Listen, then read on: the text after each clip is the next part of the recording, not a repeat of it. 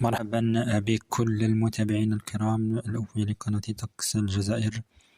إذا نوافيكم بأحوال طقس الجزائر خلال ليلة اليوم ويوم الغد الصباح بإذن الله، يوم الغد الصبيحة، حيث تبقى تسجيل أمطار خلال الفترة الليلية على المناطق الساحلية المستوى الشرقية خلال كما قلنا الفترة الليلية، وكذلك الفترة الصباحية. يعني راح يستمر الاضطراب إلى غاية الفترة الصباحية، ويبقى العلم لله وحده فقط.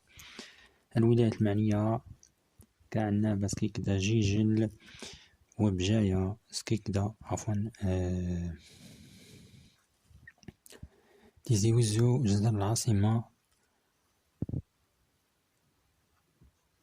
بإذن الله. يعني جل هذه المناطق تكون معنية خلال الفترة الصباحية. كما نشاهد هذا الاضطراب سيدخل شيئا فشيئا نحو المناطق الداخلية اللي يمكن يمسهم ببعض الأمطار تكون ضعيفة نسبيا، سكهرس وقسنطينة وسطيف بإذن الله خلال الفترات كما قلنا الصباحية، وكذلك البواكي. إذن في النهاية يبقى العلم لله وحده، والسلام عليكم ورحمة الله وبركاته.